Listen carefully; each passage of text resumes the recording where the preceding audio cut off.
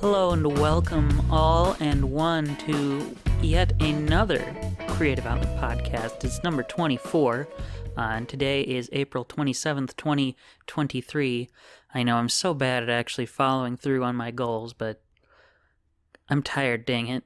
You don't understand. I'd have to go into some of my work stuff, which I don't want to talk about right now, but let's just say it's been also, in addition, a busy month since my last, not the last recording, because obviously it hasn't been a month, thank goodness, since me giving my first impressions of the Super Mario Brothers movie. I mean, my last consistent, I've been making sure I get something out every week recording, which, hey, I was really proud of doing that in March, getting out something pretty much every week.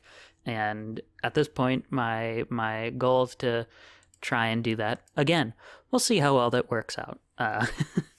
For sure, I'm definitely going to get this out, and then I'm going to get something out in the near future, because I plan on splitting this into two parts, which also means I'll have to come up with a creative pun for the next episode name, because I went with "You Got Boost Power," which is an F-Zero reference, because we're going to be, spoilers, we're not getting into it yet, but we're going to be talking about the Mario Kart 8 Deluxe Booster Course Pass today.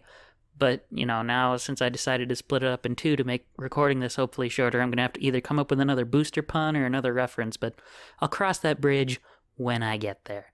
But anyway, why don't I talk a little bit, since we're in intro land here, a bit what's gone on since my last bigger formal recording, episode number 23, where I previewed the Super Mario Brothers movie. So first off, I had a trip, and it was a pretty good time, that trip. It was pleasant to spend some time away from regular 8-hour-a-day work and seeing family members that I rarely get to see in person anymore.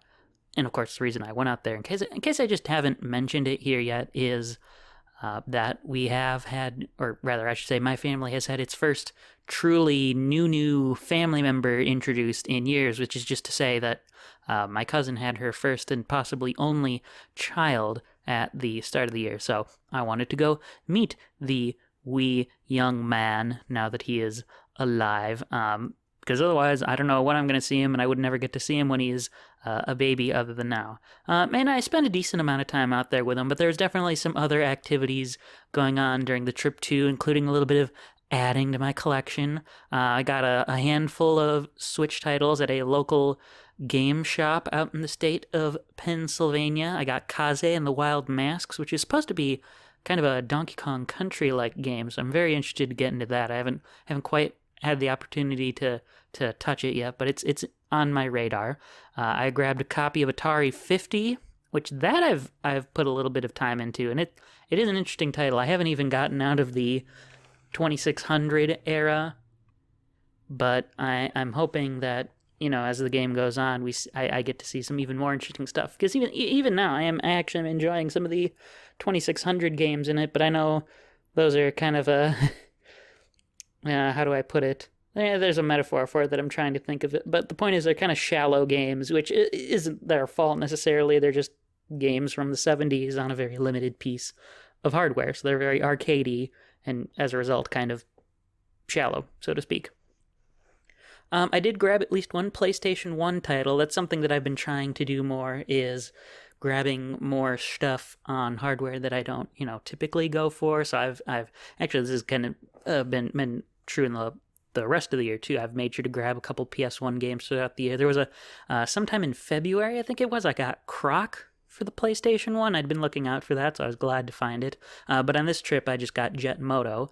And on the DS, I got Professor Layton and the Unwound Future, which, side note, I did also earlier this year get Professor Layton and the Miracle Mask, because I'm also trying to expand my horizons. I did play Layton versus Ace Attorney, of course, and lo and behold, well, actually, I should say, that is how I got into both series. In case you haven't heard the Ace Attorney episode, as that was my gateway, because I wanted to just try both at once, and I ended up liking Ace Attorney way more than Professor Layton, but I'm trying to give it another chance, see if I really like it. And like I said earlier this year, or if I didn't mention it earlier this year, I did get Miracle Mask. I'd had Last Spectre for a while, and so right now, even though I haven't played Miracle Mask yet, I'm just trying to prepare by getting Professor Layton and the Azran Legacy. And you might be wondering, hey, Brandon, why are you starting with 4, 5, and 6 instead of 1, 2, and 3? Well, it's because they did a Star Wars with Professor Layton, okay? The second series is the prequels to the first 3 games that came out chronologically as far as like time in the real world, if that makes sense. The point is, the 4th game is the first game chronologically in the series. And Professor Layton and the Azran Legacy is stupid expensive right now, but granted, that's also partially because I want the box and I want the manual, but I tell you, that manual is an expensive piece of paper. But I digress. The point is, during the trip, the only DS thing I got was Professor Layton in the Unwound Future, but I did want to make a special mention of I think the one. No, I did get more than one, but this is one that bears a special mention. I did get a particular Wii title while I was out there, which is the new Play Control version of Donkey Kong Jungle Beat. And the reason I want to mention this is because, on the one hand, the fact that this is the case about this game does suggest to me that it was well used and well loved, and I appreciate the fact that somebody at some point really loved playing this game and had care for it. But I also have to call out a couple ladies in the state of Pennsylvania, Monica and Barbara, for the former apparently writing her name on the disc, just her first name, and then the latter stuck.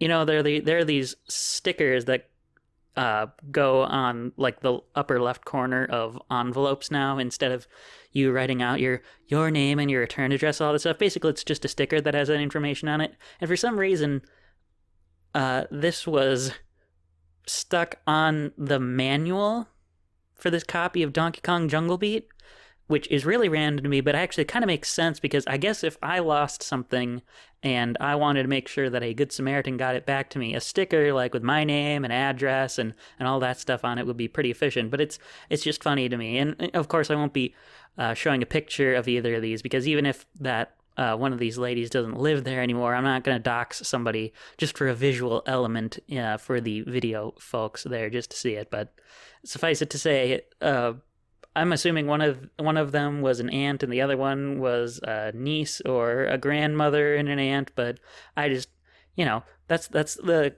kind of thing that I like about getting, that's why I would never get a sealed game, I guess is what I'm saying, is because you're never going to get fun things like that with your game. But I want all the stuff, and that's why I will apparently need to spend $300 on Professor Layton and the Azran Legacy instead of like a normal person price. But we'll see. Maybe prices will go down over time. I'm not holding my breath right now. But that's another side tangent. And of course, now that I've covered that like trip sort of topic, I want to, if you've listened to the last Creative Outlet bonus, folks will know that after a little under 2 weeks of it being in theaters, I did see the Super Mario Brothers movie, and I recommend you listen to that, half hour or so of me rambling to get my first impressions of the film. But I wanted to take a moment here in the introduction here to fill in a couple gaps that I thought about after the fact, that I just didn't think of when I was doing my initial recording. But the long story short, with that movie, if you decide you don't want to listen to my Creative Outlet bonus for whatever reason, is that I enjoyed it quite a bit, but I did have a litany of writing related critiques, many of which, interestingly, I find to be different from those of others now, because I made a distinct point that until I had seen the movie and until I had recorded that Creative Outlet bonus, I was not going to listen to any reviews from people I respect on that movie, because I did not want them influencing my opinion. But now that I have seen that, I can see some others' views on things, like something that's apparently been a consistent talking point in reviews that I didn't bring up in my first impression, that I can see now, is the film's pacing. It's very much a go consistently kind of movie, just constantly going, very little, if any, bits of downtime. I guess I kind of touch on it on that critique when I talk about how Luigi pretty much gets sidelined for the rest of the film, or for a large portion of the movie, but it's not exactly touching on that. It didn't stick out to me a ton during my initial viewing, so I'm not quite sure what that means, but I do think it's a fair critique to point out. It's something that I think had the movie had another rewrite or two, I would have made sure, hey, we need to get in at least a couple more moments where we just slow down, give the characters more opportunity to breathe and learn about each other and learn about the world itself. We don't need to constantly be moving on in our adventure here. And they did that, actually, I should say, pretty well with Bowser, but they needed to do that with other characters. Let's see. And I should point out, that this is still not my review. I'm going to wait until it ends up either getting a physical release or on streaming for me to give like real bigger notes to give a more in-depth review. And I do suspect that pacing will be something that I bring up during the review, but I think I've covered the main like extra points, or the main like big thing as far as pieces that I didn't notice that I found in other reviews that then stuck out to me after the fact. But I wanted to make quick mention here of some of the pieces that I did forget to bring up during that recording that I remembered after the fact. So for one thing, big sticking point, and I'm going to get real close to the microphone here for extra effect. Don't worry, this will get turned down in post. But people making movies, people making adaptations, people making remakes. We're hitting on another consistent theme I've been talking about recently over time, because I'm annoyed for one Grant Kirkhope and his rare compatriots, because they did not receive credit in the Super Mario Bros. Movie as the composers of the DK rap. I mean, come on, guys. Are you I feel like at the very very bare minimum, if you're going to include something from someone else, is just to say who originally made it. And I know it does say in the credits, DK rap from Donkey Kong 64, but unfortunately, you're putting a lot of faith in people to then go seek out the information of who behind Donkey Kong 64 actually made that song after the fact, okay? So, number one major big edit that needs to be in the physical release for sure is making sure that guy gets credited. And if there's anybody else who I'm not thinking of that is related to making the DK rap, they need to be credited in the streaming and physical release, because it's not okay to not credit people. I've talked about Pac-Man World, and I've talked about Metroid Prime here as well here, and how the original teams for those games didn't get credited either. Granted, that was fixed for Pac-Man World. I don't think it's been fixed for Metroid Prime remastered, but if you're gonna remake something, or if you're gonna include something from someone else, just as far as I'm concerned, if you're not willing or too lazy, or for some reason could forget to credit the original makers, just don't bother. Just don't bother. Don't bother remaking something if you're not going to credit them, because that's the bare minimum that you can do. Okay. Anyway, that little annoyed rant over. Let's talk about some other things that I hadn't mentioned. I don't know if it's Stockholm Syndrome at this point, or if I've genuinely grown used to these aspects now, but something that I talked about in the preview, or in episode 23, I guess I should say, that I wasn't so sure on still, were the character designs for some characters, and of course, Christopher Pratt. But I am pleased to say that those, like his performance and some of the character designs not being exactly right, did not stick out to me during the viewing. So, like I said, I don't know if it's Stockholm Syndrome, or I don't know if they're genuinely good now, but those didn't stick out either to me, so call that a point in the movie's favor. And on the point of pacing and the lack of slow moments or character moments in the movie, I will say the one point that definitely, or like another point that definitely had me thinking in that direction that I forgot about earlier on that I really should have mentioned, is they do mention the idea of like Princess Peach's identity disconnect. The fact that she is the human princess in the mushroom kingdom of toads.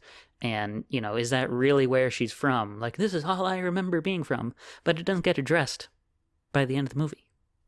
So, I think the very least you can do as well, kind of going back to that theme of like bare minimums here, is if you're going to address something, either don't address that or make good on that idea by the end of the movie. I don't know why they couldn't do that, but they just apparently couldn't. And last, folks will remember, if you've listened to the Creative Outlet bonus on the movie, that the licensed music was a sore issue for me. And I want to point out now it's even more so to me, because I have learned since recording that bonus that the moments where licensed music, like Holding Out for a Hero, or Take on Me, or No Sleep Till Brooklyn, are moments that had original score composed for them. And I can guarantee you that the moments where the licensed tracks are would be way better with the original soundtrack. Okay, so that's the other big edit that I would make for the physical release. Now, this one I guarantee is not going to happen, but I need any rare people for sure to be credited for the DK rap. But my pipe dream, Mario has pipes in the series. I want to see a cut of the movie that actually has the music that's supposed to be there, not the licensed music, But that's probably not going to happen. That is probably asking too much, but those are my extra thoughts on the movie. Now, with those two sort of quicker topics out of the way, I say quick, and it's been 16 and a half minutes that I've been recording, there is one other major life change that I do want to discuss. It kind of goes back to my trip that's been responsible for putting the production of this back.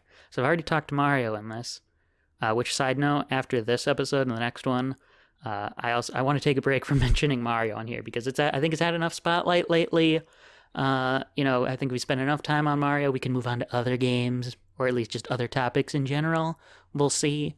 But I need to talk cars now for a quick moment, because something that has happened between my last major recording and now is I own a newer car. Not a new car, but a newer car. It's newer than my old car, but it's not a new car. And it has to do with my trip, because my trip did not exactly get off to the greatest of starts. And it's because the main thing that I've been dealing with between the last episode and now is the auto accident I was in on the way to the airport. Now, nobody's hurt, thank God. There were no other cars involved. It was just my own car. But, of course, there's the internal emotional turmoil that you have as a result of something like a car accident. Not that I can say I've been particularly, traumatized, but, it has been like a fun mixture between March 18th and finally getting this all resolved about a week ago. I mean, I've had the new car longer than about a week, but I'm talking about getting all the rest of the process stuff figured out. It's just been a mixture of frustration. Obviously, there was major surprise and embarrassment in that exact moment. Fear for the fact that, you could have been a whole lot worse, but, I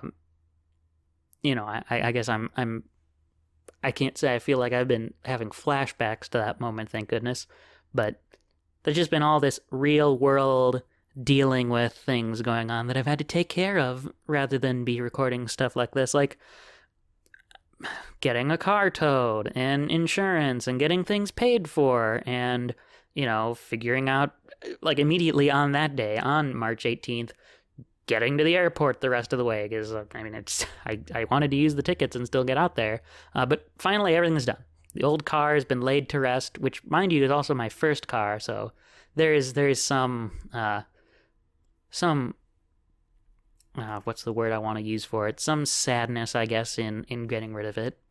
I've taken care of all the insurance related. Okay, well, I shouldn't say this. I've on my end, I've taken care of all the insurance-related issues. There's one possibly outstanding thing, but that's in like the insurance agency's court right now, and I've done what I need to. And I've gone through everything basically to get the new car. So suffice to say, that's something that would take precedence over today's topic. And indeed, today's episode is on the Mario Kart 8 Deluxe Booster Course Pass, even though today's episode title is a reference to the F-Zero series.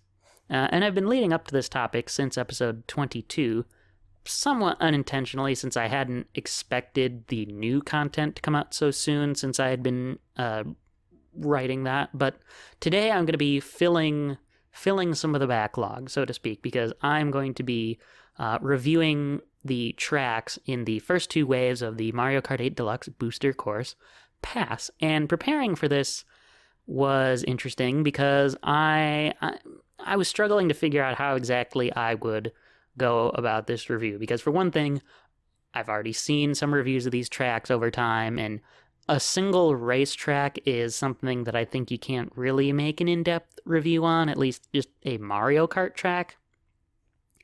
And I think I would have had the same issue with something like all the Fighters Pass characters for Super Smash Bros. Ultimate, which is one of the reasons why I never reviewed them. Plus, outside of Byleth, I would say that DLC wasn't really put under the same scrutiny that this has been, which is like the other reason why I want to go over this is because, you know, I feel like I can at least add something different to the conversation by really going after the tracks, and I have some different opinions from folks on these tracks. But, you know, I mean, I could have reviewed those Smash Brothers characters and their stages if I really felt it necessary, but, you know, I think since I was pretty confident that all the DLC would be good, and since Sakurai has had his beyond entertaining presentations to go with them, that more of the value would have been,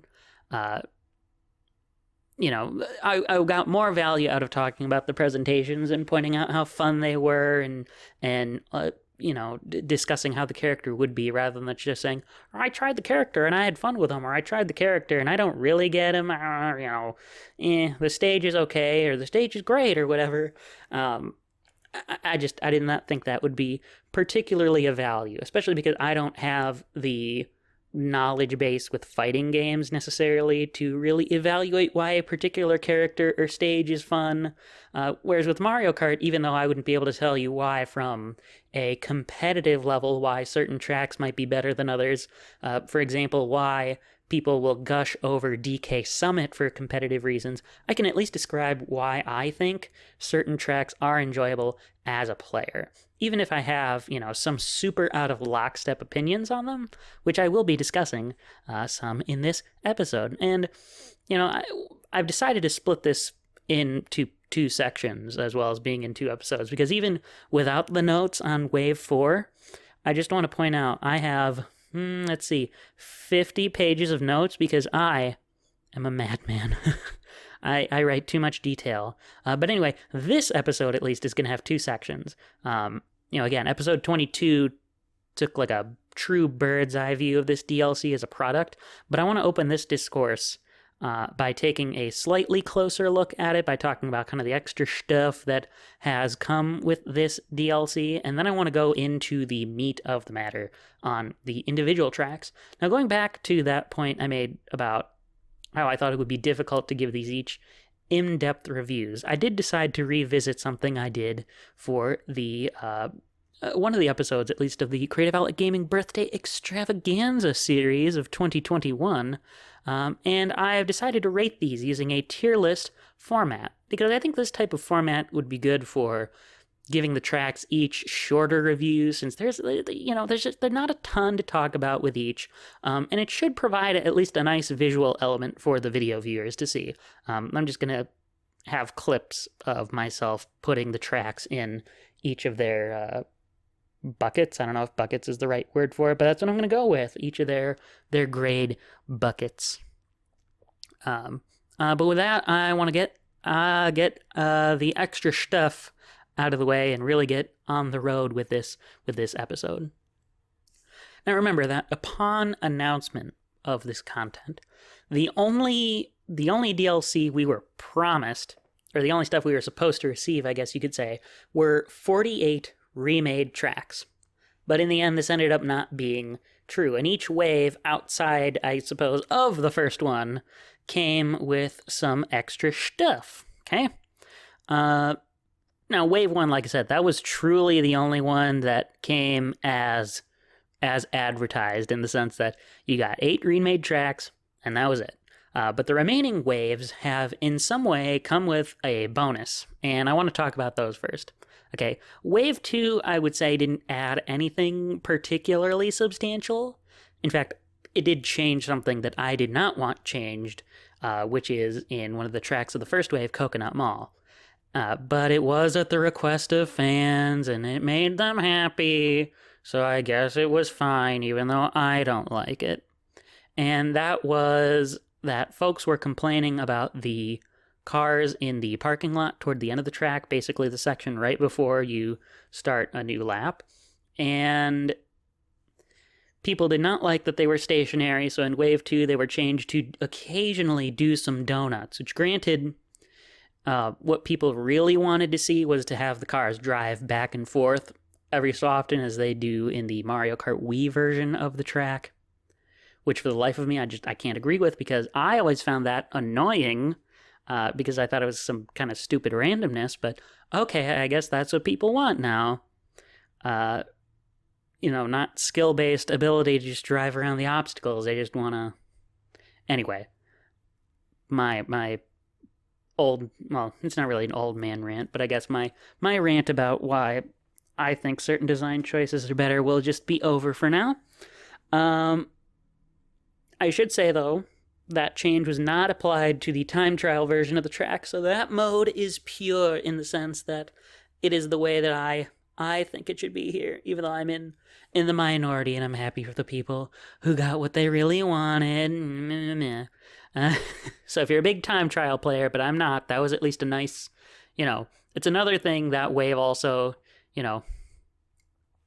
it gave you the option, I guess, if you really like time trials. And actually, speaking of time trials, I should point out that update apparently doubled the amount of time trial ghosts you can download. So if you're a big time trial player, that was a nice unexpected addition to Wave 2 of this DLC as well.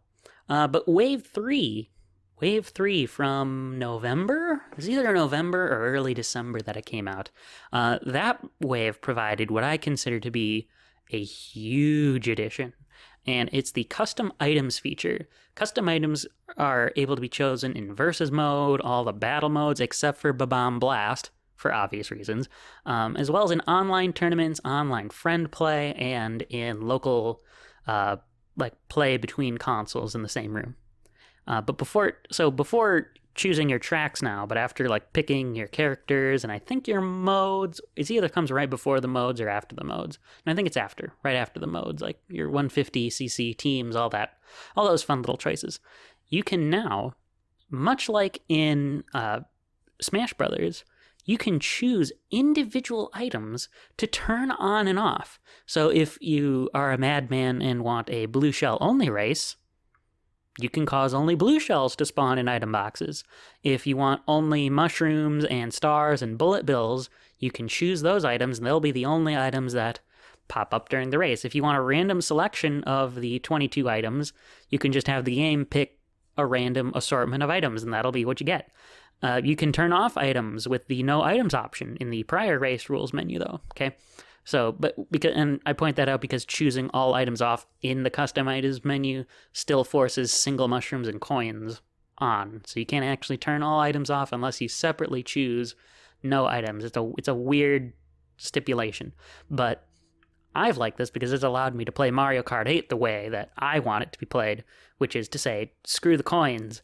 And I think this is a beyond welcome feature that I want to see in all future entries. If I want to play just mushrooms and bullet bills and stars and just have a super overpowered fast race, then I should be allowed to do that. If I want to play super strategically and only allow green shells and bananas, or maybe even triple bananas and triple green shells in there as well, but no red shells, no bombs, none of those other items, I should be allowed to do that. But in regular online play, I should point out the item rules are still normal, okay? So if you're playing with randos, you're going to deal with all the regular items, which makes sense. I understand why they did it that way, but I do kind of wish there was at least, I wish there's a separate custom item, like, lobby, but, you need to get people to agree on the item choices, and that's going to be tough to have happen, so it makes sense, okay? But there also were a couple of gameplay changes in the Wave 3 update. For one thing, gliders no longer close when they're hit by lightning in midair, which is huge because I've had that happen to me a handful of times. It's not something that's happened all the time, but it was definitely a drag to be hit by lightning in the middle of, say, the cannon section of Cloudtop Cruise, and then either be dragged back or be dragged forward slowly instead of continuing on the original momentum that I was going out of that cannon. So, no more having to reshoot from those cannons or get carried the rest of the way by Lakitu. That's very convenient. I appreciate that. Apparently, the invincibility frames following a spin-out or crash is now tied to your character in car parts, at least. I don't know if that was the case before, or if they totally changed this, and this is just a new gameplay mechanic, but okay, interesting, nonetheless. Something that was taken away, there's no longer a recommended tab in online tournaments. Cool. And again, for the time trial fans, Wave 3 also allows you to now, if you can't download any more ghosts, you can just delete all the previous ghosts you've downloaded. So if you just want to get all kinds of brand new ghosts for your time trials and you're okay getting rid of the old ones, you can do that. Great, cool, wonderful. But I would say Wave 4 is the wave that really bucked the trend, because it did something that, if they were planning this since the start, like I talked about last time, which I opine they were never planning this from the start, they made the biggest addition, okay? They would have advertised this from the beginning if they had planned on it, is what I'm trying to say. We got a brand new character, and it was shown that we were going to get 6 brand new characters added to the mix. And the new character in Wave 4 is Birdo, and she also has the benefit of having the same color variations that Shy Guy and Yoshi have. Now, I don't find Birdo to handle all that differently from a character like Yoshi, but I can't complain about having another character to play as in Mario Kart. And like I said, the selection screen also shows 5 more empty slots right below Birdo, which, recall, I wanted there to be a new column of 6 characters. So I did predict that one correctly, that it was just going to be 6 characters. But it is odd to me that they aren't splitting the characters in pairs for each wave. But I guess that's Nintendo's prerogative. We're going to do 1 character, and then maybe 2, and then 3 for the last one. I don't know. And then the tiny thing, the main menu now has a button to take you to the Booster Course Passes eShop page. Great. Woo. A little gameplay change. Players can now choose the golden mushroom as an item, or as a custom item, I should say, in Renegade Roundup. I'm not sure why it wasn't able to be chosen as a custom item before in Renegade Roundup, but because I'm pretty sure that the golden mushroom was a standard item in Renegade Roundup in that mode, but whatever. That's neat that they changed it. Should have been the case from the beginning, but whatever. For the competitive folks, but I think some of us casuals will take advantage of this too. Berlin Byways gained a new shortcut. There's a section in the 3rd lap that could not be used as a shortcut before, but now you can cross over this little patch of water by jumping across the thwomp/Berlin wall if you have a mushroom, and use that womp as a ramp, which I think is pretty neat, but it's probably fairly situational outside of time trials. Another little inconvenience, like the previous glider update, if you have a boo or you have a star as you're getting hit by lightning, you will no longer shrink or spin out. And apparently just about every character in Kart Part received some kind of buff in this update, which, for me, it really makes no difference. I've already won my fair share of online races before these buffs with my Luigi and a standard kart and standard tires and standard glider combo, despite that not being the optimal grouping. But competitive players are excited to see that change because, the game's meta is now going to be something other than Waluigi on the Wild Wiggler with roller tires. And I, too, for the sake of variety online, am in favor of that change. So, if they keep making little balance changes in the next two updates for the last couple waves of tracks, I am all for it. But I'm probably not going to change who I'm playing. Anyway, and now that I have completed all the extra stuff, it's time to do our first half of the tier list, our tier list for this episode. So when I envisioned this originally, when I was trying to think about how I would do this, I actually wasn't envisioning returning here to Tier Maker, but to me it seemed like the right time to do so. We're going to have 32 tracks to rank between both episodes, from S tier being the cream of the crop, best tracks of the bunch, to D tier being the tracks that I really don't care for. And I'm going to be taking as much into account as I can when I create these ratings. Some of the things I thought about: my history of the track, if this is an old one for me. I wanted to talk about how innovative this new version of the track is. Of course, if it's a new one or new to me, like the tour tracks were, I couldn't really take into account history, but I could take into account innovation, at least for the larger Mario Kart series. I wanted to talk about, does the track still feel new, or what am I saying? Does the track still feel like that particular track? Does it still feel like the original version despite its new innovations? We're going to talk about the layout, we're going to talk about the visuals, and because I love it so much, we're going to talk about the music as well. Okay, that is my methodology for rating these. And of course, I've been playing the tracks from Wave 1 over the past year just by myself and online, and each wave that's come out, I've been doing the same for each wave. But in order to give myself some really objective, recent experience with each track, I decided that for the last, or at least the days that I was writing this originally, I was going to just play the tracks and just play it once and give my review of them. And like I said, I used my typical Luigi standard everything build with normal items and normal CPUs, because that's how I typically play. And like I said, normal items meant even though I would normally use custom items to turn off coins, I wanted to give myself the pure Mario Kart 8 Deluxe experience and include the coins in there. So this is just basic, as vanilla as you can get, because I feel that that's the most objective way, or the most objective criteria I can use to rate these, is just give my typical experience. So with that, let's start ranking some tracks, starting with Paris Promenade. And this is the course that gave me my first impression of any of the tracks at all. And I'm going to put this out there right now.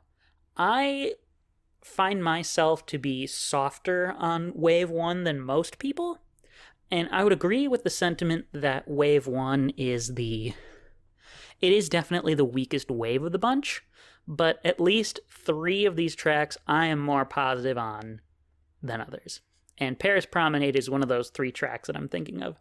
It's an entirely new track to me. I've had Mario Kart Tour downloaded, but I play that game maybe once every couple months.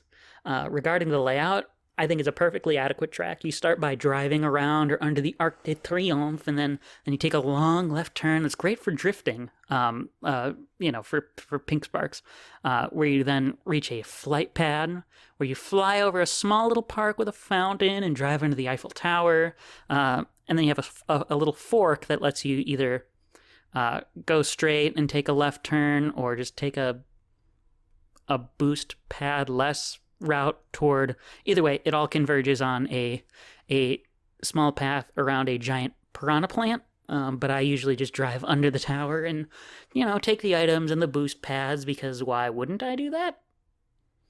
After that, you'll take a little right turn past a spire of some kind. As you can see, I have limited knowledge of some of these actual locations, like any typical American. And then you'll lap again for the second lap. But one of the reasons that I adore Paris Promenade is that it introduces the major innovation with these tour city tracks in the third lap. So if you look at the mini map, and future editor Brandon, I want you to pull up an image of the minimap here for our video folks. There's a whole section that goes unused in Paris Promenade until the third lap. And that's because in the third lap, instead of driving around the Arc de Triomphe, you only turn right as guided by some floating arrows, which, yes, looks a little cheesy, but I don't really find that to be a big deal. It's just a guide marker. I don't really care. But it takes you to that unused path from the earlier laps with a flight pad and a regular jump ramp, which then sees you drive the rest of the third lap in reverse from the first 2 laps. And I think that's brilliant. I thought races that were sections from Mario Kart 7, as much as I don't like that game, I thought that was a really cool idea for Mario Kart to do sections as opposed to laps. But to me, this is even cooler. Though I will say Paris Promenade in particular doesn't really do as much with this idea as other tracks. But I can't fault it that much since it is also the track that introduces the idea. But I would have liked to see 3 unique laps. That's something that later tracks would do, is that each lap would be unique instead of the first 2 laps being the same route and then surprising you on the third lap. But from I can't fault it too much for that because it introduced the idea. It's, this first cup is like the mushroom cup of the DLC. From a visual standpoint, I do think Paris Promenade looks pretty good other than 2 glaring issues. And to be fair, this is an issue sort of throughout the DLC. I'm, of course, talking about the lack of detail on some buildings. And I'm thinking about, like, there's popsicle trees and bushes, by which I mean, like, the tree looks like a popsicle. It doesn't look like a tree. The leaves coming off of it like a bush look like they're a popsicle, or a cotton ball stuck on a stick. And these Wave 1 tracks lack detail and textures, and I think that has, like I said, appeared throughout the later waves, but Wave 1 is especially bad about making objects that should have textures, at the very least, look like they don't have textures, or they look under-detailed. And I don't think Paris Promenade is the biggest offender in this regard, but like the buildings on the streets do look a little ugly. Now, when it comes to items like the bushes and trees, I should say I've made a realization when it comes to the base tracks as well, which is items like that are everywhere in Mario Kart 8. But in these DLC tracks, I think the models used to create these are less detailed than those in the base game as well. And so it makes them stick out, I consider, like, how common is the Mario-esque cotton ball on a stick-looking tree, right? And I'd have, now that I've been making a conscious effort in evaluating these tracks, I've made sure to also look at some of the base tracks. And I've noticed those there as well. But, so I've given them a little bit more of a pass than I did before, but they're still not good looking. And then as the music goes, it's like, it's fine, it's like generic. This is all French theme that we are going for here, but it's kind of catchy. But I can't say that it ranks highest in my songs for the Booster Course Pass anymore. So for those reasons, I am rating Paris Promenade an A tier track in the Booster Course Pass. But remember, this is only the first track, so it's not to say this is going to be at the top of A tier. It's just in the A tier. Second track, Toad Circuit, and I think, I already mentioned it, I guess. I'm not really the biggest fan of Mario Kart 7. I think of the post-DS Mario Kart games, it is by far the weakest entry, and, it would just be bad alone. It would be a sinful game just because it does not have a single-player versus mode. Okay, I want to be able to pick the tracks I want to race when I want to race them. I don't want to have to do the whole Grand Prix if I just want to race the third track in a particular cup. I don't want to race it. I don't want to do a time trial. Okay? That's the bottom line. That alone, like I said, would make Mario Kart 7 not the best post-DS Mario Kart game. Okay? I also think a lot of the tracks in that game aren't really anything special either. There's definitely really good ones in it, don't get me wrong. But there are also a lot of very forgettable ones. Though I do have a soft spot for circuit racetrack style tracks across the series, so, you know, and I would say the same is true for Toad Circuit, that I kind of have a soft spot for it, but this is a case where even the Mario Kart 7 version is superior. You know, there's no innovations in this track, there's no new glider sections, there's no underwater sections, there's no anti-gravity sections. It is Toad Circuit as you remember it. But, you know, I'd prefer to see some innovations, right? Sure, I guess you could say, since it is Toad Circuit as you remember it, it's really faithful, and I could give it some points for that, but I also want to see some kind of change, some kind of addition, and it just doesn't have anything like that. You know, you drive across a bridge, you take a long right turn to drive under the bridge for the first lap, and then you have the option of a flight ramp over the bridge from lap 2 and on. And then you take a left turn into the tunnel through a couple more curves and a long left turn to reach the finish line. It's like a not quite figure 8, you know. My critique of innovation, right, or lack, I guess, being said, I will say one of my favorite base game retro tracks in Mario Kart 8 Deluxe is Donut Plains from Super Mario Kart, and, you know, that one doesn't really have any innovations. It technically has a tiny underwater section, but it's barely there. But, you know, it's also at least a beautiful looking track. Toad Circuit is, in my opinion, much better looking in Mario Kart 7. There's just so many areas in this track that they look like they don't have a texture. They look like they're just flatly colored. But they do have a texture. They're just so unnoticeable, right? You know, the grass doesn't really look like grass. The hills and the dirt look like they're just tan. The balloons have more detail in Mario Kart 7, because in that version they have clear like air pockets, if that makes sense. You know, it looks like a giant inflatable balloon. Okay, all balloons are inflatable, Brandon. You know, that was a very, very useful adjective to describe a balloon, right? But the best looking section of the track in this version, I would say, is honestly the tunnel, because that at least looks like it has more detailed texture there on something that's not just the road. And, you know, it isn't like there's plenty of decorations throughout the track to make it look more lively. You know, maybe there's the occasional new Mario Kart TV truck and some grass tufts, but they don't, this track just doesn't do much to really stand out in a positive way. I mean, the music I can at least say is an upgrade, but, you know, to be fair, even the tracks, and when I say tracks in this case, I mean music tracks that I don't care for in Mario Kart 8 are still pretty good, so I can't give that a lot of points either. You know, Toad Circuit is a massive, massive drop-off for the second track to being a D-tier track. So we've got A tier and D tier, so not exactly a lot of consistency here right at the start. Choco Mountain. I think folks will also know that I don't have the best relationship with Mario Kart 64 either. I will say, though, having played it again via Switch Online, I have grown softer on Mario Kart 64 recently.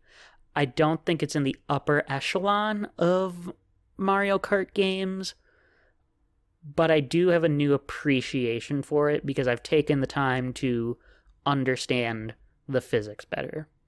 And there are a couple of innovations with this version of Choco Mountain to discuss. For one thing, this track it now has a large cave section. Okay, you start the track with a right turn, take a couple of curves, but instead of the areas that they look like windows leading to a short tunnel, it's now a full little cave with like stalactites and the bats coming out of it, and it leads to a flight ramp across a pit before the long left into a right turn with the boulders dropping down the mountain.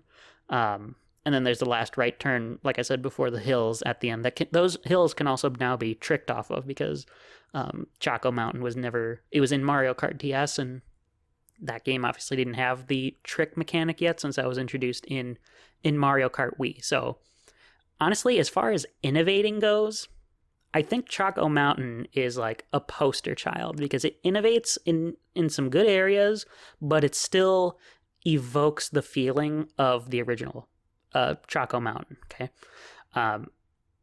the changes to the track feel smart. They don't feel like they were just tacked on. I mean, I guess you could make the argument that they're just kind of put in there, but to me, these feel like they were more intentionally thought about than they were just like, yeah, we need a flight section, so we'll put a flight section here, I guess. You know, why? It's just better to take a section that would have been a straightaway and at least make it a little glide ramp. And to me, the cave sticks out as the biggest innovation of just, we'll take something that wasn't in the original track but would make sense to be in the original track and put it here. On the graphics, I can think of only really one object that doesn't look textured, and to me, that's the fence on the last turn. Really, this is a kind of a tough track to talk about graphically because I think Choco Mountain looks like chocolate and all the rocks look textured and it looks like what I would think a chocolate rock would look like. But at the same time, I also don't think they look all that great at the same time. Like I said, it's a really weird combination because it's like, this is how I expect it to look, but I still don't feel pleased with how it looks. And there's obviously some dissonance there. Like that can't make sense, but there's just something about it that doesn't add up for me, and I wish I could explain it better. Maybe if I had more knowledge of 3D modeling, but like something about Choco Mountain to me looks fine, but nothing really past passable to me. And that's also going to be a recurring issue with some of the later Rocky tracks, but the way the rocks are laid out in areas like mountainsides and caves in the Booster Course Pass all just kind of look the same to me. And it's almost as if they use the same patterning over and over again, and I'm not sure if that is actually the case. That's just like, we're going to use this rock pattern throughout the DLC, but I don't notice that same issue in like base game terrain. If I'm going through a cave, it's like, that looks like a different cave from the cave in a different track. You know, the cave in Mount Wario doesn't look the same as, geez, I'm really putting myself on the spot trying to think of another track in that game that has a cave, but I know for sure Mount Wario does, although I guess that's an ice cave, so maybe it's not the best comparison. But the point is, I don't find myself in the base game tracks going, man, that looks familiar. I feel like I've seen this before, without it just being obviously something that's been reused. And again, the music for Choco Mountain is fine. It's also the same song for... Is it? No. I was going to say it's the same song as Moo Moo Farm, but that's Yoshi Valley. Choco Mountain is a different song. Actually, I don't know. I don't think... Maybe Choco Mountain wasn't reused, but either way, I wouldn't say that the song for Choco Mountain is like one of my favorites in the series, but like the re-instrumentation is good. I would describe Choco Mountain as like a low B tier track, at least right now. Had the graphics been better, I would call it like a solid B tier track, but had a couple more things been wrong for it, I think it would have just been C tier. So to me, this just crosses the line as like, this is good. This is a B. But not much more than that. Now, Coconut Mall. I have a complicated Coconut Mall history. This is a track that when I first played Mario Kart Wii, I loved it like everyone else. And then I played the track online. And I played the track online again, and again, and again. And then eventually I played Maple Treeway, but then I played Coconut Mall again. And the more it just got picked all the time. And the more I played it, the more I grew to hate Coconut Mall because I just wanted to play some other tracks in Mario Kart Wii. It's a classic track that I think was a victim of oversaturation. So as a result, I can't say I was super excited to see it come back when the Booster Course Pass was revealed. But I also can't say I was surprised to see it return. Much like Toad Circuit, if you've played Coconut Mall's previous remake in Mario Kart 7, it is exactly as you remember it, with maybe an exception or two. You drive into the mall, a couple of escalators, which are now conveyor belts instead of stairs, which that's a change that I actually do like. Whether the escalators are bumpy or not, because they're stairs, is not a product-breaking feature to me. Sorry to say that to the people who consider that to be a major sin. I should also say, for those complainers, that is also a change that originated in the Mario Kart 7 remake of Coconut Mall. So you can blame that version of the track, not this version, for that change, because this version did not originate that, okay? Then you have a couple of routes to the right. Either you can go through a shop on the upper floor, you can go straight down an escalator to the right, or on the upper floor, there is a jump to the lower floor. There's also a short straightaway from there with a fountain to trick on, followed by a couple of escalators, which then takes you to a sharp turn to another plaza with trees and another fountain to trick off of. One last sharp turn to the left follows that, with two options to either drive higher up with some item boxes and glide out that top area to the parking lot, or there is a lower area with a regular trick ramp that takes you to the same area. Then you take a right turn into the parking lot with the Shy Guy cars I talked about earlier, before turning right again to the starting line. Since there's pretty much no innovations that I can think of, I would say that this track feels like Coconut Mall for sure. But, I would have liked to see an anti-gravity section, either in that area with the sharp turns where stairs used to be, or maybe that upper section before the glide ramp would have been a good place to put one in.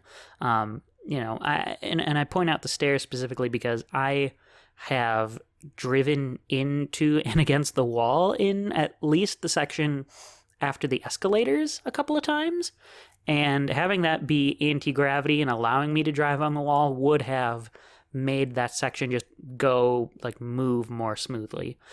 As far as the visuals go, kind of a weird placing to rank this, I guess, but I would describe this as the third ugliest track of Wave 1, because it also has some flat textures on things like the palm trees, and though you don't notice it when you're playing, in the preview, for the first fountain area, I find the colors look pretty flat there too. It's also just so weird because like Toad Circuit, I'd say even the Wii version of this track has more texture, or at least it has more pleasing textures than this version. And honestly, outside of the beginning section, I could believe that the music just wasn't remade for this track. To me, it just sounds so similar to the Wii original, which is a fine song, but this is probably one of the remixes I'm the least impressed with. For me, Coconut Mall is a C-tier track. I was already predisposed to think that it's only okay, but with the issues I've had with the formerly stair sections I pointed out and the graphics issues, I think I can more objectively call it only okay. So from the Golden Dash Cup, we now move on to the Lucky Cat Cup with Tokyo Blur. And now we go back into unpopular opinion time. This is the second best track in Wave 1, as far as I'm concerned. Paris Promenade is just behind this. Tokyo Blur was another brand new track to me, and it set the template for what the future tour tracks would be like, and I loved it for that. This track actually is different each lap, and though it's been done many more times since this wave, I think this track does a great job of showing what that would be like.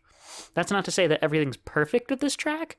Tokyo Blur has a fairly simple layout, which doesn't have to be a death knell to a track, mind you. I think that there are some tracks that will come later where that is an issue, but on its surface, simplicity isn't an issue, okay?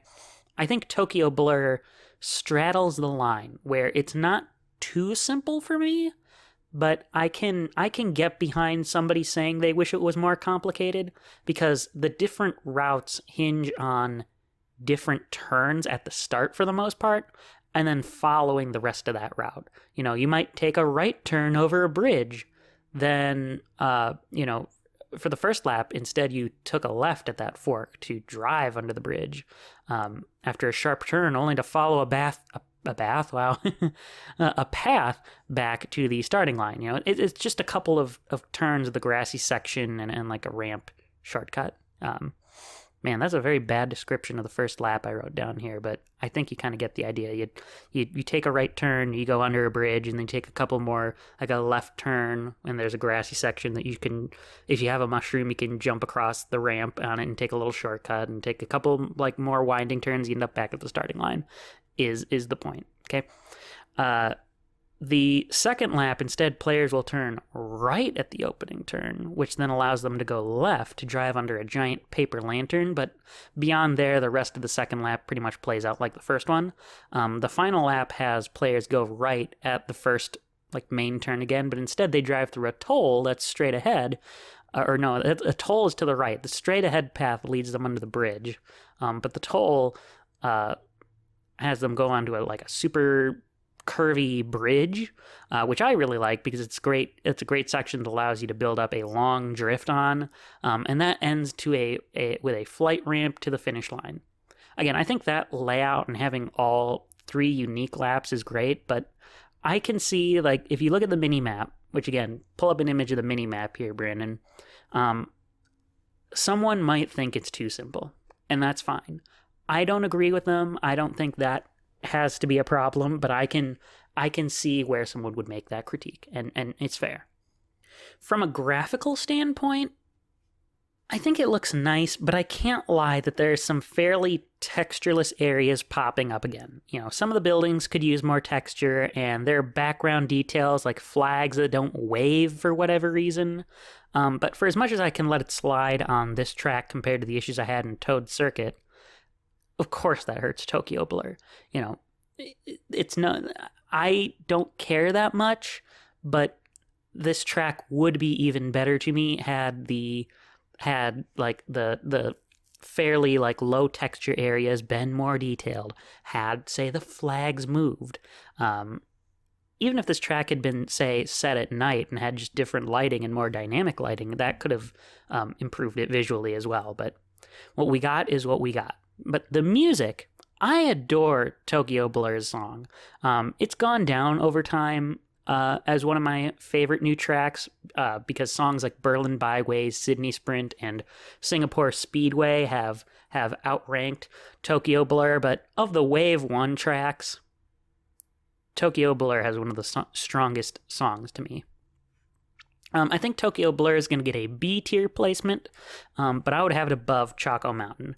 If I went purely off of emotion, I'd probably put it in the A tier, but I think with the issues that the track has, I think they're enough to put it in B tier. If I can't let Toad Circuit or Coconut Mall slide on their issues, I'm not going to let Tokyo Blur slide on it either. Okay.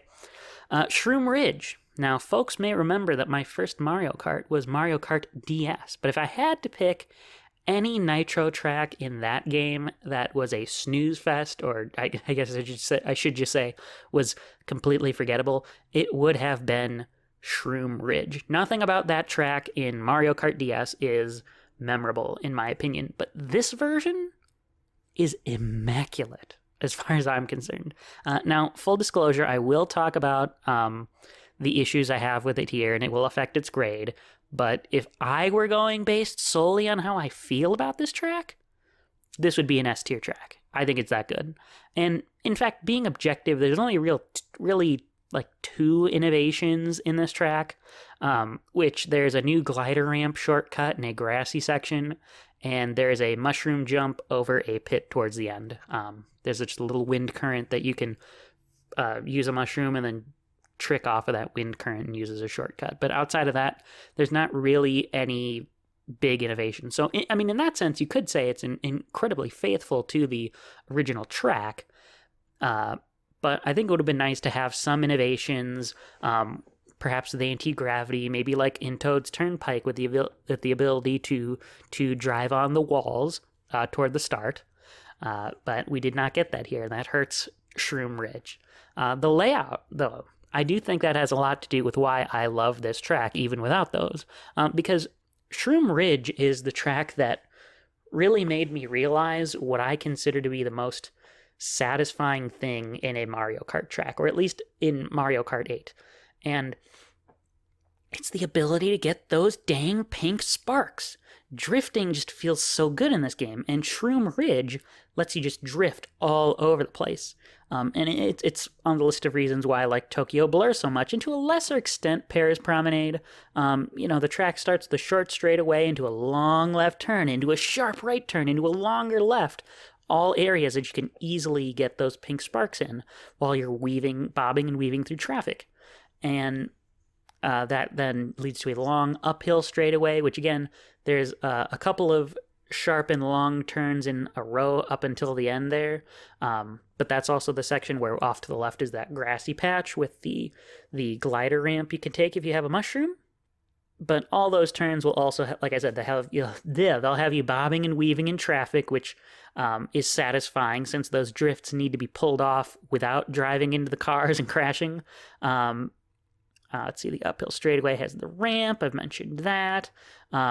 In the meadow, and then you enter a tunnel, which is just a little left turn. But following that section is a couple more, like, sharper little curvy turns, but there is the mushroom boost off to the side if you want to take that, and you have the mushroom to be able to do so. And for all those reasons, I adore this track.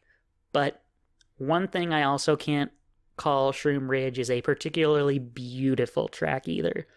I think it's just ahead of Toad Circuit in having featureless textures. It's the grass and the hills again. They look like they're made of flat colors. Now, I do think the colors in Shroom Ridge look nicer than the ones in Toad Circuit, but that's not really an excuse for me to say, well, therefore it looks good, because it looks better than the worst track of the bunch. So, meh. So I have to dock it points there. But the music is sublime. Again, this is a song that in Mario Kart DS I find to be nothing remarkable, but with the real instruments, or at least what sound to be a lot more realistic instruments, and just the excitement from the Mario Kart 8 big band style, Shroom Ridge is elevated from being a forgettable song to being one of the, what am I saying? To me, it's the best song in Wave 1. But all that considered, for taking a Mario Kart DS track that I thought was forgettable, not a bad track, but just an unmemorable one, to turning it into a go-to track for me, I can't put it anywhere lower than in the A tier above Paris Promenade. The only issues I have with it are that it could have used another piece of innovation and some improved graphics. Toad Circuit and Coconut Mall are more or less wholesale the same tracks from their original games. So Shroom Ridge does have the advantage of having a couple of new innovations, even if there should have been more. Really, in the long run, it's the graphics that bring it down, but I personally have too much fun with Shroom Ridge to care. Compared to like Tokyo Blur, it's very similar in that sense. I have a lot of fun with it, even though I acknowledge it's not one of the best tracks anymore. Now we get to Sky Garden. This is one of those tracks that was already remade. I first played it in Mario Kart DS, and I loved Sky Garden in Mario Kart DS. And then I played it again in Mario Kart Super Circuit, which is actually where it originates from, and I enjoyed it just as much in that version, which... all that together is why, like many others, I am devastated to say that Sky Garden in the Mario Kart 8 Deluxe Booster Course Pass is a major disappointment. Now, I actually have to knock away some points already, because this version has at least one iconic section, which is a jump with an item box taken away, and otherwise... beyond that, the track is almost identical to the original version. Sure, it's got a lot more elevation and there's a glide ramp at the end, but I'd rather see a track more preserved with the innovation like that than have an innovation that comes with some removals. Now, I think the choice to change the track to have this like brick tile for the road causes it to not evoke the feeling of the original track, since the road is what you look at for the majority of the track. Now, for these Game Boy Advance remade tracks, okay, I specifically went out of my way also to replay all of them in the Game Boy Advance Switch Online application, just so I could compare them. And really, it's just the road that doesn't evoke the original track, as well as the removal of things like the Luigi blimp. But to me, those are iconic parts of the original version of the track that are just missing. Beyond that, this new Sky Garden version is mostly faithful to the original. Like I said, there's a left turn at the start with either a regular path on the left or a shortcut over some bouncy leaves if you have a mushroom on the right. And then there's another left turn with a jump on a mushroom, with some longer and sharper turns in a row, which you'd think I'd like. And I mean, I do, but the elevation in that part of the track for the glide ramp at the end comes at the cost of the shortcuts in the earlier versions, like that little item box shortcut that isn't there anymore, and there's some little clouds that don't act as a shortcut. The last turn does have a shortcut, but it's just a little section under a beanstalk, and then finally you return to the starting line by flying over the glide ramp. Now, graphically, this is a track that I'm kind of torn on. I played this track, and then I was like, well, I'm going to play Cloud Top Cruise, because it's a base game track that's a very similar idea to Sky Garden. And I realized the cloud textures and the skybox in Sky Garden and Cloud Top Cruise are pretty similar. Plus, both use paratroopas as set decorations, and there is some pretty visible texture on the grass in Sky Garden, which is why even with Toad Circuit, I've said these look like flat colors, but I think it's just really that the textures are just so unnoticeable that they may as well be flat colors. They're not actually flat. And the music for this track is still the same as the original, but I don't think the band style used works for this song. Clearly, I have a lot of complaints with this remake of Sky Garden, and I mean, I gotta already put it as the second D-tier track of this DLC. And, I don't want to spoil too much, but I don't think any of the other GBA remakes get much better from here. And there's one Game Boy Advance track remade in every wave, so woo, I am going to get into some real unpopular opinion territory as we keep going through this list. Oh, I'm so excited. So excited for that. Ninja Hideaway, last track of Wave 1. This is the track from Wave 1 that it seemed like the most people thought was the standout track. And for starters, though, it is unmarked. Ninja Hideaway does indeed come from Mario Kart Tour. Like the rest of the tracks from that game, though, I did not play it until this DLC was released, so this was effectively a brand new track for me. Now, since this is new, I only really have the track layout to go off of, and I think Ninja Hideaway is a very engaging track. It's got a lot of different routes, but it doesn't quite hit the mark for me. I've seen tracks like it before, and while it's interesting, I don't find what it does to be the most engaging for me. I'm going to give it points for having, like I said, the different routes throughout, but I don't like Ninja Hideaway in the same way that others do. I think the two issues that make it not the pinnacle track for me like it was for others in Wave 1 is that the layout is the same no matter which route you take, because the two routes are just on top of each other, and all the turns are practically 90-degree turns, which I don't find to be as satisfying to drift around compared to the very snaky turns that you see in, say, Shroom Ridge, right? You start this track by driving into the hideaway, where you can either take an upper or lower route by either driving up some stairs or and tricking across some ramps that are like ninja star traps, that otherwise, if you take the lower route, instead you have to drive around the ninja stars. And then if you make it through the top route, you have a left turn that there's tons of coins strewn about. But if you fall off, which I have found myself doing, you will just crash into the wall at the end. Which, granted, I guess that doesn't necessarily happen if you affirmatively take the bottom route.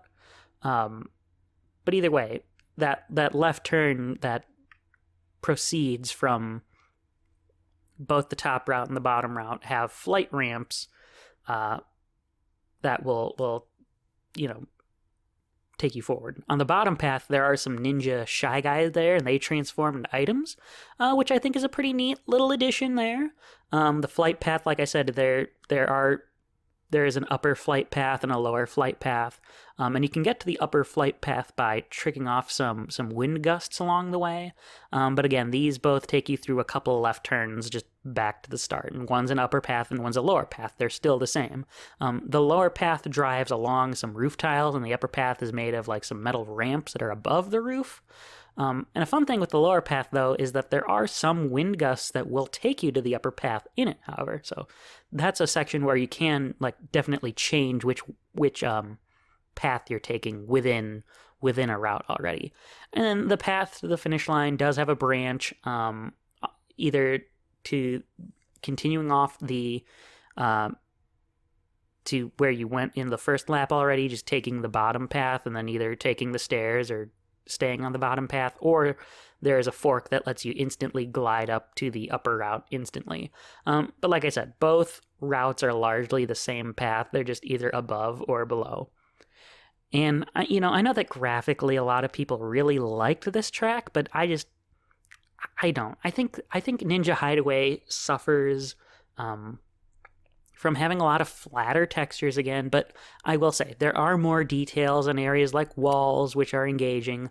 The blossoms on the trees in the start area, that doesn't look very good to me. I'm just not a big fan of Ninja Hideaway's music. Like, it's a fine song, but it isn't one that I can find myself humming here and there. I respect how much people like Ninja Hideaway, but for my money, it only really ranks as a high B tier track.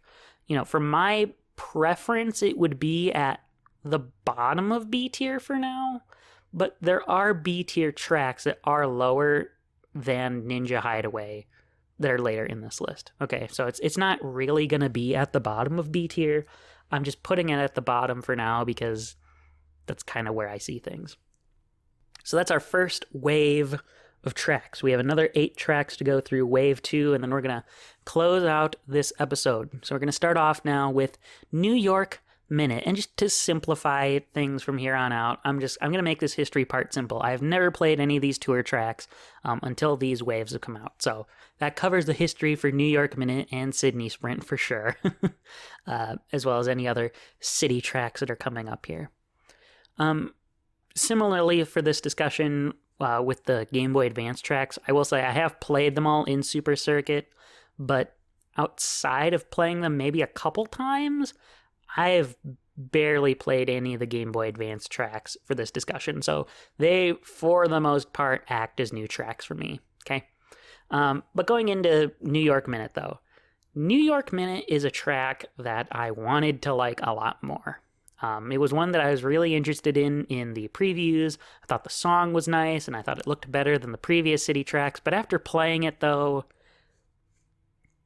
God, New York Minute's probably my least favorite city track. It's a toss-up between New York Minute and London Loop, but I'm leaning toward New York Minute being my least favorite. From here on out, you can pretty much bet each city track has kept the innovations from the first wave, so I'm also going to skip talking about that again from here on, so we're just going to go straight into the layout, okay?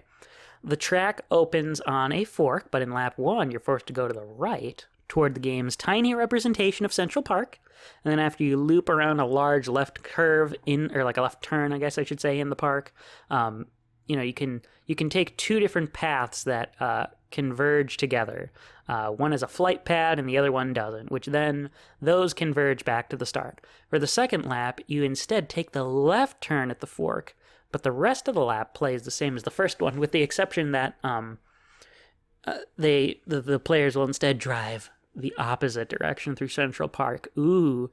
The only other differences from the first and second laps are that in the first lap, players will drive under a bridge in the park, and then in the second lap, they don't. So, for the final lap, players will take the right path to the fork, but instead of going through Central Park, they'll instead directly go under the Central Park Bridge from lap 1. But instead of turning where they had the first 2 laps, they'll just continue going straight ahead toward a skyscraper and enter its parking garage for just a sharp loop back to the finish line.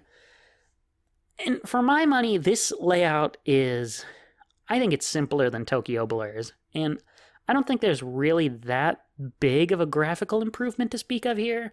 Like, there is a graphical improvement, but it's not that noticeable. But outside of that, and like billboards in the main city, like it doesn't seem like there's all that much improved from Wave 1. And for as much as I liked the music at first, I don't consider it to be an especially memorable song outside of like seeming kind of Broadway-y, if that makes sense. But still, I don't consider New York Minute to be an offensively bad track, for what it should be. I think it's going to go in C tier just below Coconut Mall. After Wave 1, I expected the city tracks to gain complexity, not really simplify further. I was fine with Tokyo Blur doing it, but I did not want New York Minute to do that as well. Okay, Mario Circuit 3, our first SNES track of the bunch. This is a weird one, okay? I haven't played a ton of Super Mario Kart, so it's possible that I played that track in that version, but if I haven't played that version, I did play it in Mario Kart Wii. And I can't say I'm super attached to the SNES tracks, but I like them fine enough. This is the only SNES track of the bunch so far, and I do have to say, it's very different from Donut Plains 3, and I'm not sure if these differences are for better or worse. Donut Plains 3, to me, looks like what an entirely, it looks like a brand new track compared to the SNES version. But Mario Circuit 3 looks like a recreation of the SNES graphics without actually capturing the aesthetic of the SNES game. If you can't picture why that's bad, I suggest you compare the look of this track to, say, like the SNES Mute City stage in Super Smash Bros. Ultimate. Smash Bros. Makes the stage look like it's a Super Nintendo game, whereas this takes like all the Mario Circuit content and doesn't do anything new with it. Like it just kind of textures on what the game would look like if it were 3D modeled, and I don't think that really works with Mario Kart 8's aesthetic. Geez, I mean, I've already gotten like some of the graphics out of the way, and I haven't really talked about the layout a bunch, but I guess we'll go into the layout now. With this being Mario Kart 8 Deluxe's third SNES track, and looking worse than the other two, I am obligated to like give those graphics their due. Like I said, I already talked about Donut Plains 3. I think SNES Rainbow Road looks fine, but this is the third SNES track. I kind of wanted it to look just as good or better, but it just didn't come out as good as it could have. Onto the layout, though. It's a circuit with a lot of twists and turns. It's kind of a tough track to describe. You take a right turn and a left turn, and you have a straightaway into a couple more turns. It probably doesn't sound like I'm doing Mario Circuit 3 justice, but like it's kind of like a blob. It's tough to describe how exactly it actually goes. Like, I guess outside of saying a couple of turns, you could maybe say it's just a generic go-kart track layout. But the big flaw in the layout is that it's entirely flat. I'll give the layout credit for this. A lot of having the turns be a lot of the way they are does allow you to get the pink sparks often, but beyond that, I consider Mario Circuit 3 to be pretty blasé. And the music, similar to the graphics, tries to capture the SNES sound, but it doesn't go the full extent, because there's definitely some newer instruments in this mix, and I'm torn on making the song this way, because I think people would have rightfully complained, and I would have too, if the original Mario Circuit song was just taken wholesale from Super Mario Kart. But I don't know how the Mario Circuit's, like the SNES song, would sound in the Mario Kart 8 band style. But I think I would have preferred that styling, though. And I find because of all this together that Mario Circuit 3 is just a challenging track to grade. Because despite all these shortcomings, like New York Minute, I don't find Mario Circuit 3 to be particularly offensive. But I guess if I try to use some, just think about the objective criteria, I can't see myself ranking this track anything higher than C tier. Given my history with it, I would probably be more likely to choose Mario Circuit 3 over Coconut Mall Online, but I think as a track, Mario Circuit 3 can't be placed above Coconut Mall in the list here, because this SNES track failed to do one of the two things that would have made it a worthy addition. Mario Circuit 3 doesn't innovate in any way, but it also didn't receive a graphical upgrade to make it a new experience. So I think I'm going to place it between Coconut Mall and New York Minute, because I think New York Minute fails more as a track since it had the opportunity to be more complex than its earlier city counterparts, and it failed to do so, which I consider to be a bigger issue than the ones that Mario Circuit 3 has. All right, Calamari Desert. Already Wave 2 seems to have what is the last N64 track of this DLC, because we haven't had any since then, and some data mining has suggested that there are no more N64 tracks coming to the DLC, but we'll see. It could happen, but since they didn't have any in the last two waves, I'm pretty sure Calamari Desert is the last N64 track. This is a track that in Mario Kart 64, I thought it was one of the most interesting tracks of the bunch, but because I didn't care for Mario Kart 64, I didn't get to play it a lot in that game. But still, conceptually, I adored Calamari Desert. I ended up instead playing it a lot in Mario Kart 7. And that's why, for as much as I don't love that game, it is one of my favorite tracks in Mario Kart 7. But to understand where it innovates and how it feels like the original, I need to actually describe the track layout first, because Mario Kart 8 Deluxe's version of Calamari Desert has a big change from the original. The layout appears practically identical to its Mario Kart 7 incarnation. The main line is it's like a sort of deformed, shelled peanut shape with players taking a long curve around some train tracks, the train rolling across every so often, and then they take a slight right with another set of tracks to cross, and then the rest of the track is just a mirror image of the first path back to the start. And there's a flight ramp added to the area between the two railroad crossings that players can use if they have a mushroom. There's some trick ramps plastered along the main road, and along the inner cliff before the first crossing, there's another flight path that players can find with a mushroom. But where things get very different is that Calamari Desert also employs the route change idea from the city tracks, because in the second lap, upon reaching the second railroad crossing, there is instead a large ramp that forces players onto the tracks and through the tunnel that the train goes on. And after entering the tunnel, the third lap starts with players finishing the loop outside, going along the tracks and then playing the rest of the track out the same as in the original layout. Now, I already liked Calamari Desert, as I mentioned, but this innovation, which is itself a reference to how players with Mario Kart 64 would drive around the tunnel or they would drive into the tunnel for fun, to me, that change elevates Calamari Desert to being a top-tier track. The original layout is preserved, and a gimmick that players used in the past was specifically added. And I think that's genius. That's the exact kind of unique innovation that I wanted to see this DLC do after experiencing Paris Promenade and Tokyo Blur. Because I didn't think that this idea would be applied to original remade tracks, but it ended up being so. And again, that's genius. From a graphical standpoint, I don't think Calamari Desert's quite in line with base game tracks, but I do think it looks a lot closer to what it should look like. I do see noticeable detail in areas that don't have them in Wave 1 tracks. The sand looks like sand. It doesn't look like just flat colors. The rocks look a little bit more distinct, but they still kind of look plastered on.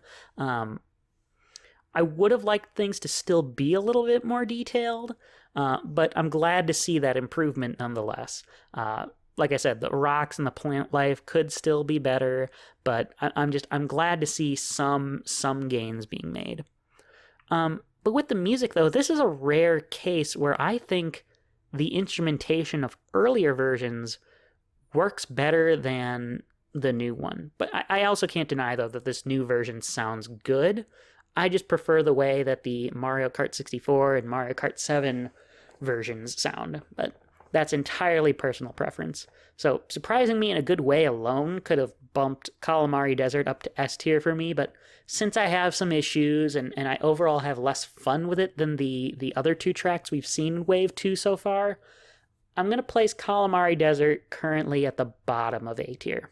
Okay, Waluigi Pinball. Now, unlike Coconut Mall, this is a track that I did adore when I first played it in Mario Kart DS. I did fall out of love with it over time, but it never became a track that I actively disliked. I didn't find Waluigi Pinball to be a top tier track as time went on. It simply became a track that I liked, no more or less. It was just a solid, I'll give this a thumbs up. I won't give it a, oh my god, this is amazing rating. And it did get remade in Mario Kart 7, where it didn't seem to get the same level of play online as Coconut Mall did in Mario Kart Wii. And in fact, I would say the same is true of the 7 version of Coconut Mall now that I'm thinking about it. So Waluigi Pinball never had that overexposure that hurt Coconut Mall for me. In short, going into this DLC, I liked Waluigi Pinball fine enough, but I didn't adore it like others did. And unfortunately, this track is also taken wholesale from Mario Kart 7 with no innovations. The same trick ramps are here, and the opening is a glide ramp like in that game, so there's nothing really new to speak of there. However, there are some big changes as far as how the track looks, and to me, Waluigi Pinball had an iconic look. Granted, I don't think you could take the track directly from the DS game and have it look as good in Mario Kart 8, but I also don't think that the changes made specifically to the pinball table really evoke the idea of the original track. Like, it's trying to, but it just doesn't look right to me. And that isn't even like a graphical critique, that's really an art style critique, but I do think it brings this track down. Granted, I will say if you never played the original Waluigi Pinball, your mileage may vary on that issue. It might not stick out to you, and that could just be a personal issue for me. The long story short on the graphics or the art style, I guess, is I think they had the right idea, but the execution doesn't evoke the classiness that the DS version has. Instead, this version kind of goes for a neon look, which is nice, but that isn't what the original looked like, and the way the neon looks here doesn't outdo the original, such that it's an improvement to me. But the layout for this track is ingenious. It mimics the experience that a pinball goes through in racetrack form. First, you're launched up in a cannon flight ramp, which is like a pinball when it's being plunged onto the table. And from there, players will take a winding path, kind of like pinball ramps, on their way toward the table. Those paths have long turns, too, which are great for getting long drifts on and getting pink sparks, which, as we know, I really like. So we're getting some positivity going in this track now. Let's see, those paths, we got the long turns, then there's a ramp in the middle that you get to jump off of, and then there's a loop along the way before players eventually end up on the pinball table, which is just kind of a glorified straightaway where you just have to dodge a couple of giant pinballs and some bumpers on their way back to the bottom of the table, which that area is just a 2 left turn hallway back to the finish line. it might not be novel to me anymore, but like describing that layout makes me excited to see it as a racetrack. Even if we probably don't spend enough time on the table, I find the layout we got fun regardless of that. And, I already talked about some of my art style issues, but I think there are some actual graphical issues as well. For one, I don't understand why the texture for the ramps appears to be the same used for the yarn in Ribbon Road. Like, that texture is fine, but it sticks out as a pretty odd choice because the ramps are supposed to be, like, metallic, not fabric, so I don't know why they use that texture. It just kind of looks weird. But beyond that, I think the pinballs look kind of weird too. Like, something about the animation used on them comes off as pretty uncanny to me. Like, they look like they're rolling, but they also look like they're stationary as they roll. I also can't really critique the music either on this now that I think about it too, because the music in Waluigi Pinball, well, actually, no, wow. The music in Waluigi Pinball is the first track in Mario Kart 8 Deluxe that reuses another track song. Because Waluigi Pinball is the same song as Wario Stadium, which that was also the case in Mario Kart DS, which is a fine song, but I think the remix made for Mario Kart 8 worked better for Wario Stadium than it does for Waluigi Pinball. Yeah, I can't believe I'm just realizing that. That's the first None of the other tracks have any reused music, so this is the first one of the bunch. Wow. Fun facts about Mario Kart 8 Deluxe with Brandon. Ooh. Anyway, I'm going to place Waluigi Pinball in the spot between Paris Promenade and Calamari Desert. It's not one of my favorites anymore, but I understand this track's appeal for so many. I think it's a good track. Not one of my absolute diehard favorites, but I like it. Now we get to Sydney Sprint. This is a track that I would consider to be a sleeper track for me. I know it was one that Mario Kart Tour fans were excited to see make a return, but since I'd never played it, and since New York Minute didn't live up to my the standard I had set before, I wasn't exactly sure about this one at first, but I was in for a treat when I played it. Sydney Sprint did exactly what I wanted New York Minute to do. It took Tokyo Blur's idea of having 3 unique laps, and it made that happen with a more complex layout. You start by taking a right turn toward the Sydney Opera House, and then you drive through it over a flight ramp under a bridge. Then you take a little curve past a couple of amusement rides, and then you're on a bridge, which just takes you on a couple more turns back to the start. Whereas in the second lap, instead of going through the Opera House, you just jump through a pier to its left, and you make a scenic ride through like a windy sort of park here, which I consider to be the best part of the track. And that converges to the same bridge from the first lap, but now you're going in the opposite direction from the first lap. So there are these there's like what appear to be obstacles in the middle in the first lap, but it turns out they're actually ramps that now you can use as trick ramps in the middle of the bridge because you're going in the direction of the ramps in the second lap. And that brings you to a small little dirt path that leads to a flight ramp between parts of the Opera House, and that leads to the final lap. And the last lap just plays out as the first one in reverse. So, third lap, not the most exciting, but still definitely a fun layout. And overall, I adore this track. To me, it's a mix of a more complex Tokyo Blur with the reverse lap idea from Paris Promenade in one track. And I still think graphically this track could be improved more. I think the grass texture could use a little more touching up. On the whole, I think Sydney Sprint looks prettier than previous tracks, and it's got a more lively background to boot. And the music in this course, I think so far of the first 2 waves, Sydney Sprint would be the second earworm in the Booster Course Pass, beside Shroom Ridge. And, maybe I'm just being too soft, but I would say Sydney Sprint earned this list's first S-tier placement. Probably isn't going to stay at the top by the end, but I think this is a very, very solid track. So overall, the highlight of Wave 2 for me, for sure.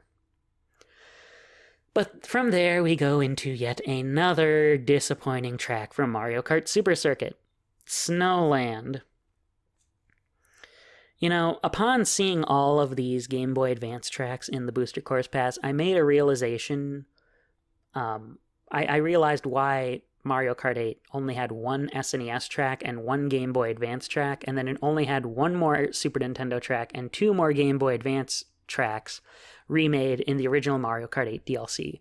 And it's because the Super Circuit tracks are a lot harder to make exciting because they're so simple. You know, Snowland is one such track to me that is too simple of a track.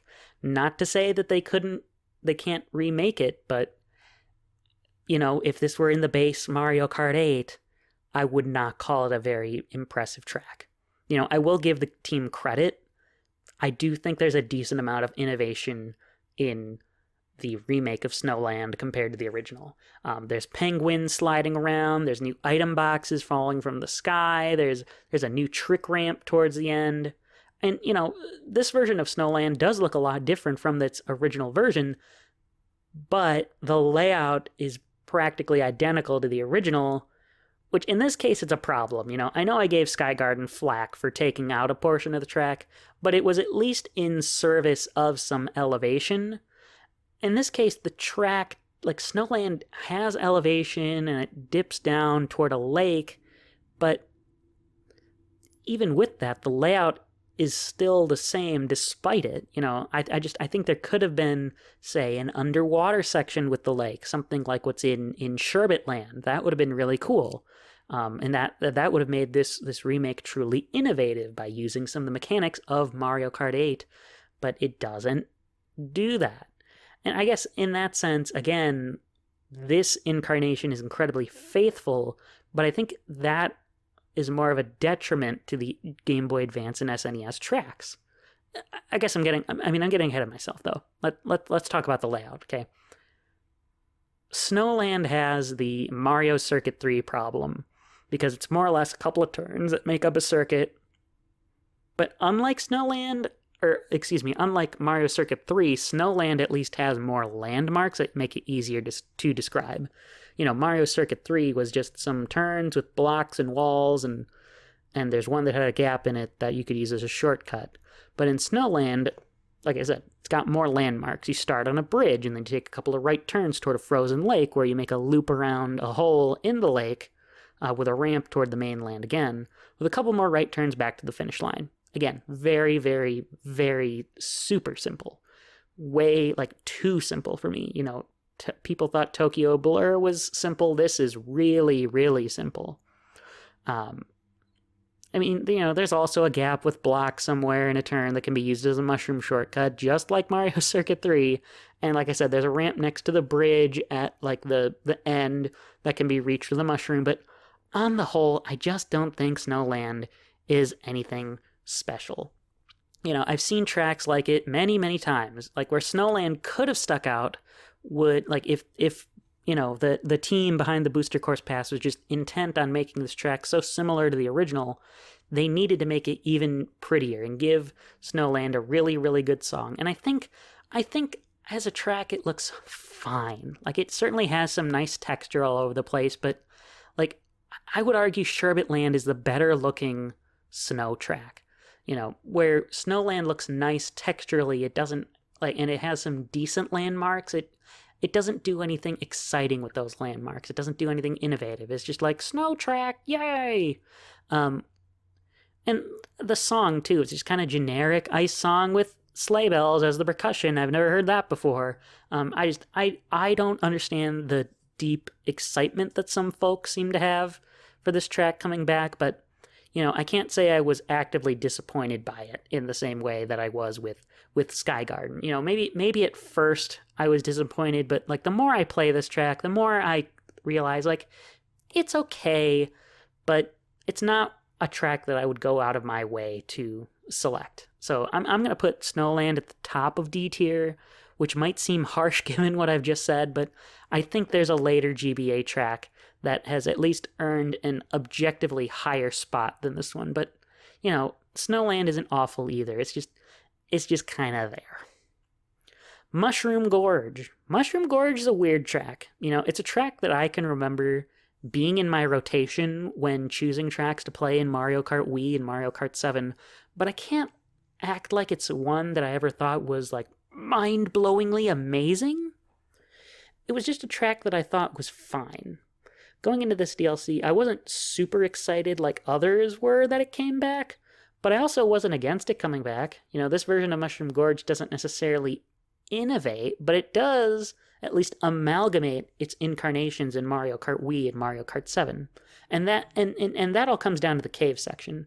In Mario Kart Wii, in the cave, the player can take two paths of bouncing mushrooms. One on the left is a higher path, and the right has a lower path of different bouncy red mushrooms and regular green mushrooms, whereas Mario Kart 7 changed the left path to end in a blue mushroom, which it activates the glider.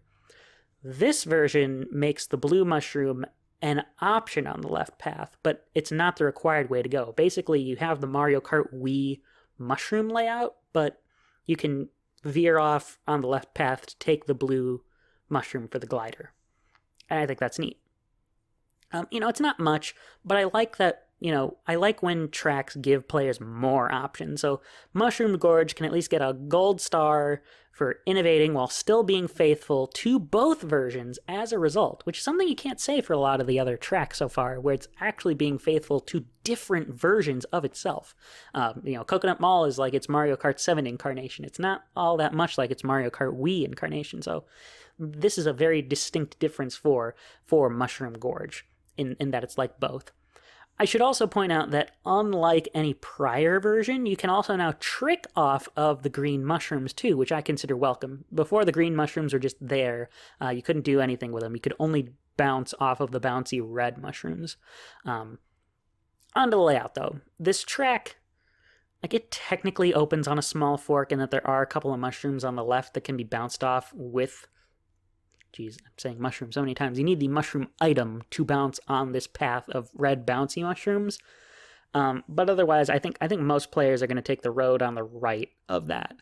Following that's a little sharp right turn to a trick ramp, and then a left turn to two paths. There's either just the flat road on the left with some boost pads, or a couple of mushrooms on the right that you can jump off, which is also a shorter path. That then leads to the cave that I've already described. And then that cave leads to a loop back to the start. Even this version of Mushroom Gorge, I think it's just solid. I don't adore it. I don't hate it. I don't feel indifferent to it. I think it's just a thumbs up good track. With the right grouping of track, I would say this is one that I would actively choose to play online, but it's not my first choice most of the time. From a graphical standpoint, I think this continues the upswing that the Propeller Cup seems to have had graphically. I think the mushrooms could use a little bit more detail, and the same rock pattern that I've seen a billion times is rearing its ugly head again, but outside of those couple of issues, I think Mushroom Gorge looks pretty nice. But like Coconut Mall, you could tell me the song was ripped from Mario Kart Wii directly, and I'd believe you. I'm not saying that that's definitely the case, but I can't tell any changes to the Mario Kart 8 version of the song, and I find that disappointing. So, but all that put together, I'm going to place Mushroom Gorge between Paris Promenade and Waluigi Pinball in the A tier, I think. That's higher than I was initially thinking, but considering the objective merits it has, with some of the aspects that I just like, I like it better than Waluigi Pinball, but not as much as the tracks that rank above it right now. But honestly, that shocks me, though, because I would say I personally prefer Tokyo Blur over Mushroom Gorge, but I think I need to let some objectivity take place here. And now we reach the final track of this list, Sky High Sunday, the first truly brand new track for the Booster Course Pass. And indeed, Sky High Sunday did debut here, but it was quickly added to Mario Kart Tour after it came out in the Booster Course Pass. So, being a new track, new in air quotes, because like I said, very quickly added to Tour. Interesting, right? I don't really have anything I can compare it to But I can say there's an innovation in that this is the first track of the past to incorporate anti-gravity racing. But it's for the entire track, which is an aspect that I am mixed on. I think it's good to finally see anti-gravity in the Booster Course Pass, but I don't know that it actually adds anything to Sky High Sunday, since that's the style for the whole track. From a layout standpoint, I also can't get all that excited either, because this track is quite literally an oval. You start by flying out of a freezer onto some ice cream stairs, which is just a long, left turn curve, the first curve of the oval. And then the stairs do have a railing in the middle that let you do these collision boosts off of them, which is nice. And then that splits like banana splits into a fork, which it ultimately functions the same. It's a straightaway with jumps that, culminate back into the same path. And that, like I said, those are just trick ramps with coins and an item, and then they join back for another steep turn back to the original straightaway. But in this case, you first need to make a couple more jumps back into the freezer. Lather, rinse, repeat for the for the 3 laps. So really, when you break it down, it's just a couple of turns and a couple of straightaways with a lot of trick ramps. And in that sense, can't lie, Sky High Sunday, pretty underwhelming. I also think that after the graphical upswing that the last few tracks had, Sky High Sunday is kind of a step back. It's not by much, mind you, but I think that for an ice cream track, it'd be nice to see things like ice cream cones have the texture of ice cream cones. Not that they don't have the ice cream cone waffly pattern on it, but they don't have the baked dough texture that an ice cream cone is supposed to have. I hope that makes some sense to somebody out there. It makes sense to me. But where I do think the track kind of comes back around into the positives is in the sound, because I do think Sky High Sunday has a solid song. It's not in the top tier of songs in the Booster Course Pass for me, but Sky High Sunday has a respectable song for its track. I'm going to place it in the B tier, thinking between Tokyo Blur and Chaco Mountain. This is another one of those tracks where I pretty much pick it if the other 2 options available in the random online aren't preferable to me, but I only really seek it out after I've played a bunch of other tracks that I like better in a row. And with that, that's the first 2 waves of the Booster Course Pass reviewed in this tier list format. I'm going to pull up for the video viewers the final picture of what it looks like for now. Expect some changes to it by the time we get through waves 3 and 4, and man, oh man, it was a good idea for me to split this because I'm approaching 2 hours on my initial recording, but I'm sure it'll be shorter than that because I do have some bits that I can edit out here. But with that is going to conclude this episode. Stay tuned for part 2, where I come up with a nice pun to rename, or just to come up with a name for part 2. If you want to do it, or if you want to do any type of engagement, I'd really appreciate that, folks. You can like this show, you can leave a comment on the YouTube channel, you can give a subscription there if you want, but if you're listening to this on, what's the link again? I gotta pull it up because I can not remember it anymore because it's so much longer than the original one. Yes, I'm still not over that, and I probably won't be over that for a while, dang it. If you go to podcasters.spotify.com/pod/show/the COP, you can listen to it there, or listen to this show here in audio format or on your podcasting application of choice, more than likely. But on, let's see, what is it again? podcasters.spotify.com/pod/show/the-COP. You can also send me a voice message, which is something that I've been looking very forward to, is whenever somebody decides to leave me their first voicemail, because I've never received one yet on the show, and I think that would be fun. So if you want to be that person, be that person. I'd be interested. But with that, I'm going to leave you, folks. It's been a pleasure as always, and I look forward to seeing you or at least letting you hear my voice, I should say, in part 2. Bye-bye, everybody.